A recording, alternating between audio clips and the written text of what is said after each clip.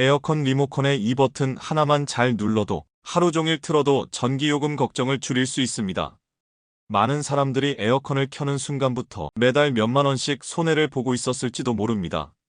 하지만 오늘부터는 다르게 사용할 수 있습니다. 30년 넘게 현장에서 에어컨 설치를 해온 전문가로서 수많은 집을 방문하면서 느낀 점이 있습니다. 대부분의 가정이 에어컨을 제대로 사용하지 못하고 있다는 사실입니다.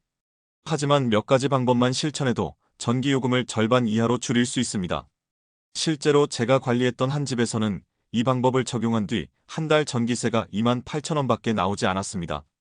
같은 평수, 같은 모델의 에어컨을 쓰던 옆집은 같은 기간 12만 원이 넘게 나왔습니다. 그 차이를 만든 건 에어컨의 성능이 아니라 사용하는 습관이었습니다. 오늘 이 영상을 끝까지 들으시면 올여름 폭염에도 전기세 걱정 없이 시원하게 지내실 수 있을 겁니다.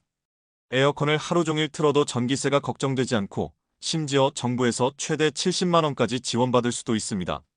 더위 때문에 에어컨을 꺼놓고 밤새 뒤척이는 일, 이제 그럴 필요 없습니다.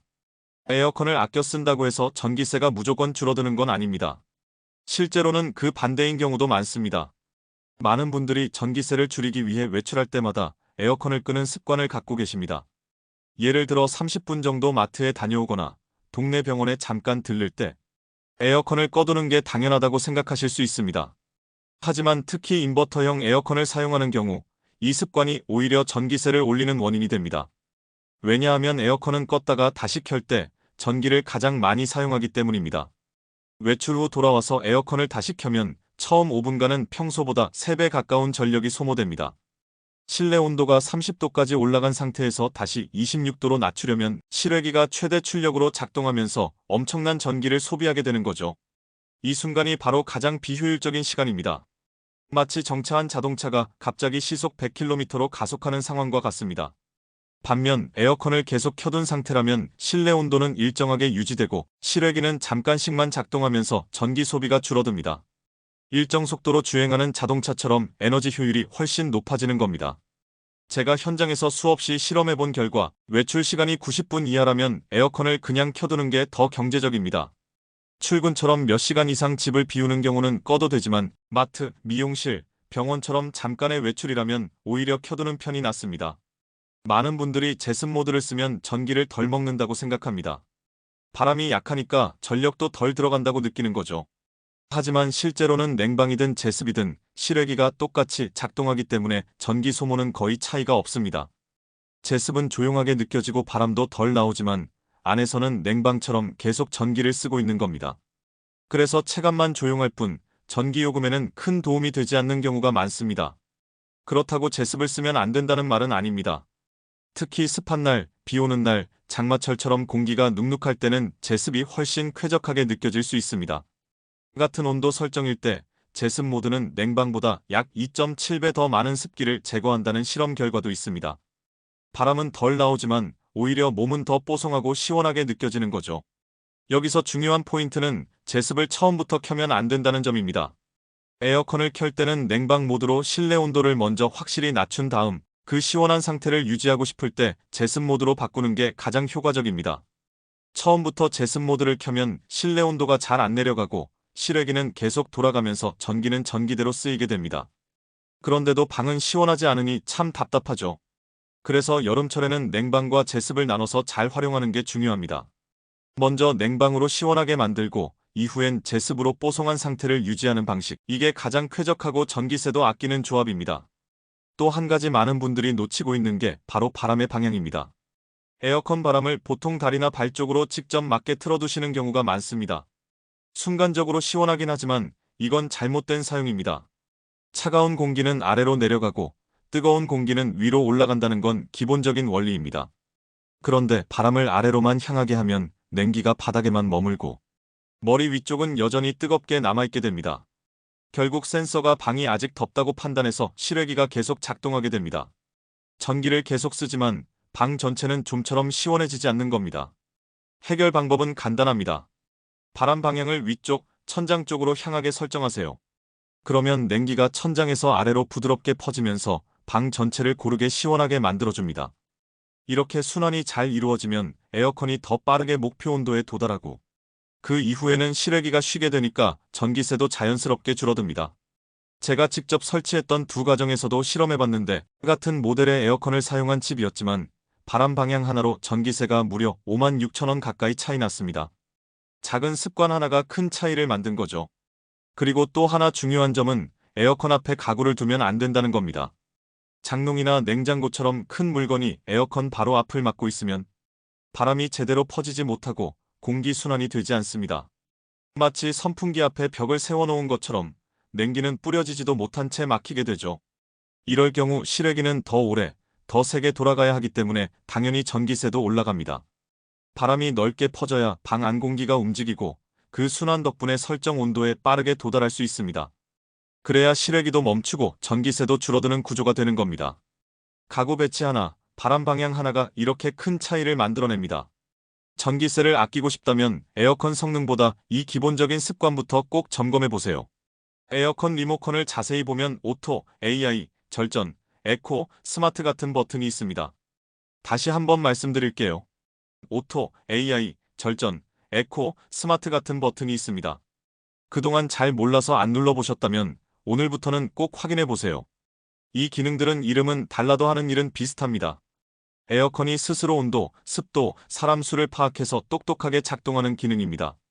저는 이걸 마법의 버튼이라고 부릅니다. 왜냐하면 이 기능을 켜면 설정 온도에 도달한 이후에는 실외기 작동이 자동으로 줄어들고 그만큼 전기요금이 뚝 떨어지기 때문입니다. 실제로 일반 모드로 한 달을 사용한 집은 93,000원이 나왔고 오토 모드로 같은 기간 사용한 집은 57,000원이 나왔습니다. 이 차이는 버튼 하나에서 시작됐습니다. 지금 리모컨을 한번 보세요.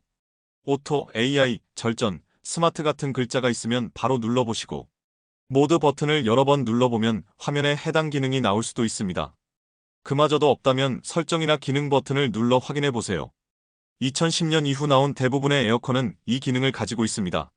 하지만 AI 모드를 사용할 땐 몇 가지 주의할 점이 있습니다. 첫째, AI 모드를 켜고 처음 30분 동안은 온도를 자주 바꾸지 마세요. 이 시간 동안 에어컨이 사용자의 패턴을 학습하는데 자꾸 바꾸면 잘못된 습관을 기억하게 됩니다. 둘째, 2015년 이전의 오래된 모델은 AI라 하더라도 기능이 단순할 수 있습니다. 이럴 땐 일반 오토 모드가 더 효율적일 수 있습니다. 셋째, 너무 AI에만 의존하지 말고 몸이 춥거나 더우면 직접 온도를 1도씩 조절해주세요. 결국 가장 정확한 센서는 바로 본인의 감각입니다. 다음은 창문 이야기입니다. 아무리 에어컨을 켜도 실내가 시원하지 않다면 가장 큰 원인은 햇빛일 수 있습니다. 특히 남향 창문, 통유리 베란다, 거실 창은 햇살을 하루 종일 들여보냅니다. 이 열기는 한번 들어오면 쉽게 빠지지 않기 때문에 실외기가 계속 세게 작동하고 전기요금이 올라가는 겁니다. 이럴 땐 빛이 아니라 열을 막는 게 중요합니다. 암막 커튼, 열차단 블라인드, 창문용 썬팅 필름이 대표적인 방법입니다. 실험 결과 암막 커튼을 닫았을 때와 열었을 때의 온도 차이는 최대 3.5도까지 벌어졌습니다. 이 정도면 에어컨 작동 강도는 물론 전기세까지 크게 달라지게 됩니다. 햇볕이 강한 오후 2시에서 5시 사이엔 꼭 커튼을 닫아두세요. 그리고 커튼 색깔도 중요합니다. 검정이나 짙은 색은 열을 흡수해서 방을 더 덥게 만들 수 있고 흰색이나 은색, 연한 색은 햇빛을 반사해서 훨씬 시원합니다. 또 하나 주의할 점, 선풍기를 창문 쪽에 두면 뜨거운 공기를 안으로 끌어들이게 됩니다. 오히려 창문 반대편에서 바깥 공기를 밀어내는 식으로 선풍기를 사용하는 게 좋습니다. 마지막으로 꼭 챙겨야 할 건 에어컨 필터입니다. 에어컨을 오래 켰는데 바람이 약하고 냄새도 나며 전기세까지 갑자기 늘었다면 필터 상태부터 확인해보세요. 필터에 먼지가 쌓이면 에어컨이 숨을 못 쉬고 같은 온도를 유지하려고 실외기가 더 강하게, 더 오래 돌아야 합니다. 결국 전기세가 2배 가까이 오르게 되는 겁니다. 필터 청소는 생각보다 쉽습니다. 전원을 끄고 앞 커버를 열어 필터를 꺼냅니다. 미지근한 물에 부드럽게 닦고 헹군 뒤 그늘에서 말린 후 다시 끼우면 끝입니다. 시간은 10분도 안 걸립니다. 여름철에는 적어도 2주에 한 번은 필터를 청소하는 것이 좋습니다. 창문을 자주 열지 않는 집은 먼지가 더 많이 쌓이기 때문에 달력의 첫째 주, 셋째 주 같은 식으로 정해서 습관처럼 관리해주세요. 필터 하나만 제대로 관리해도 바람이 더 시원해지고 냄새도 없어지고 무엇보다 전기세가 눈에 띄게 줄어듭니다. 에어컨을 어떻게 켜고 어떤 버튼을 눌러야 전기세를 줄일 수 있는지까지 함께 알아봤습니다. 그런데 여기에 정부가 제공하는 지원 제도까지 활용하면 여름철 전기세는 거의 걱정할 필요가 없습니다. 그 제도는 바로 에너지 바우처 제도입니다. 이건 단순한 요금 할인 정도가 아닙니다. 정부가 전기요금 일부를 대신 내주는 제도로 2024년 기준 여름철 최대 70만 원까지 지원됩니다. 지원 금액은 가구 구성에 따라 다릅니다.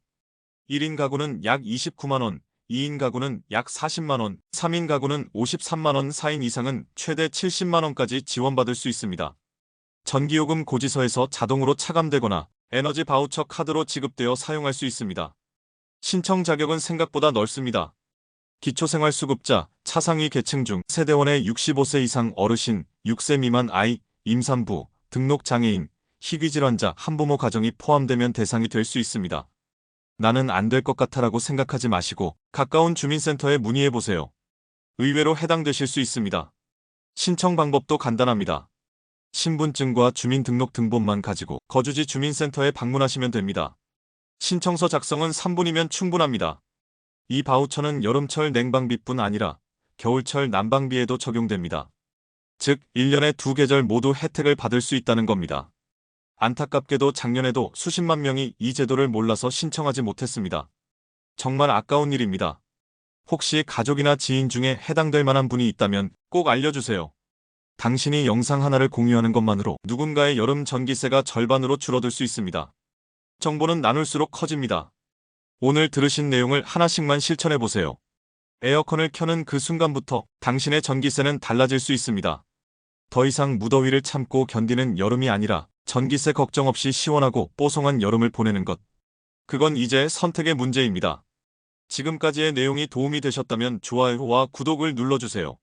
올 여름도 건강하시기 바랍니다.